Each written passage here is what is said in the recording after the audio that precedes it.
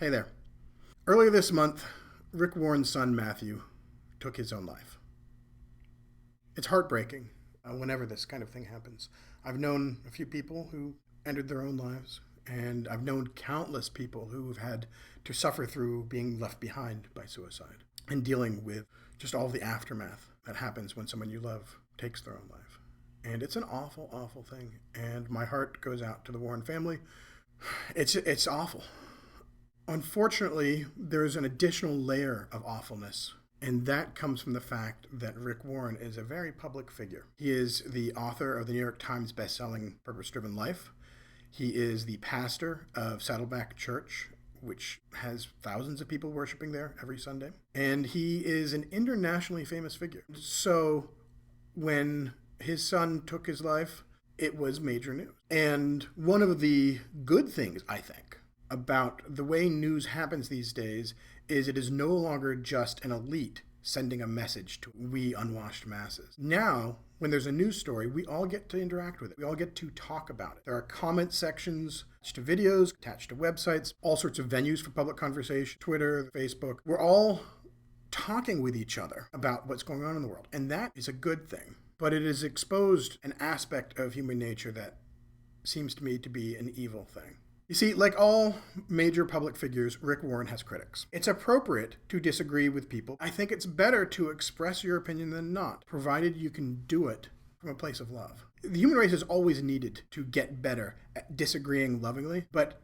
in today's world where everybody gets to have a public opinion, it's more critical now than ever that we learn how to disagree lovingly. If you read some of these stories about Matthew's death, you go into the comment sections, and on top of people expressing condolences and on top of really useful conversations that have started up around mental illness and around suicide, there are also these threads that are essentially taking the opportunity of this tragedy to attack Rick Warren's theology, his ministry, his person, in ways that really aren't connected with the news event itself. It's more because he says things they don't agree with. The disagreements come from all sorts of directions. There are people who dislike Rick Warren because he's a major religious leader, and there are people that believe that organized religion is a bad thing. There are people who are themselves Christian who disagree with his particular interpretation of Christianity. And you know what? Everybody's entitled to their opinions. But when you use somebody's personal tragedy as an opportunity to push your complaint about their politics, their theology, that's wrong. It's cruel. It's merciless. If you abandon mercy for the sake of righteousness, you've lost both. God is righteous. What does that mean? He is justice itself. He believes in, stands for, and in fact embodies the very definition of right. He is the source of all truth. He cares about people having a clear vision of the world as it actually is. God is divine truth itself. He is wisdom itself, which is the understanding and application of truth. Does he care about the truth? Absolutely. Does he care about people getting it right? Yeah, he does, for a reason. Because God, in addition to being righteousness, is mercy itself. Because God is love. Love desires connection and desires the opportunity to make others happy. God's love is not a particular limited love. God loves everybody. That's why he created us. He created you, me, Rick Warren, Matthew Warren, Rick Warren's critics, because he wanted people to love.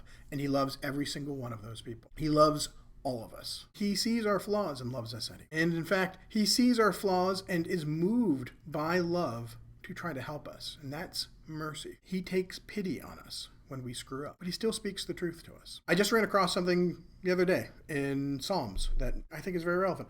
Psalm 85, verse 10, it says, "Mercy and truth are met together.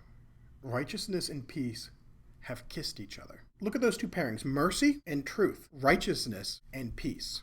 See, truth and righteousness without peace and mercy can actually be pretty ugly. The conviction that I'm right, you're wrong, well, that's what causes a lot of pain and suffering in the world. And it's not that you're not sometimes right and other people aren't sometimes wrong. But when you believe that your rightness and their wrongness gives you license to cause pain, well, you have given up your claim to the truth. Because the truth's purpose is to free people, to support people, to uplift them, and to help them become more loving and more loved. And when you're using truth for some other purpose, you're abusing it. We have to be both truthful and loving, righteous and merciful.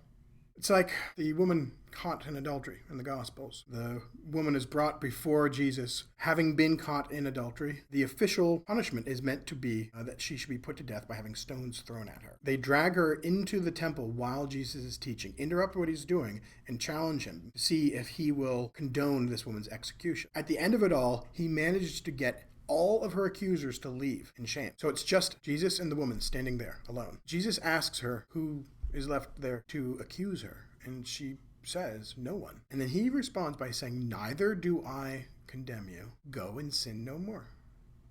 Does he ignore the truth that she had done something wrong? No.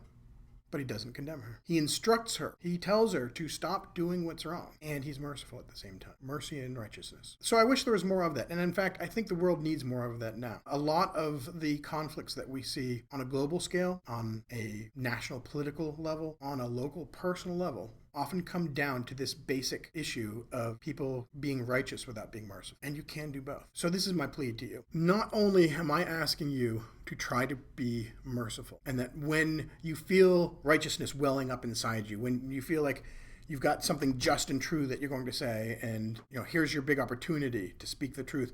Not only do you need to check yourself, find a merciful, loving way of doing it. Not only that, okay, I'm asking lots of stuff here. I would also like you to stand up for that in public places. The next time you see a conversation online where somebody takes a tragedy and turns it into a political cause, or where somebody takes their disagreement with somebody's ideas as license to savage their person, stand up against that.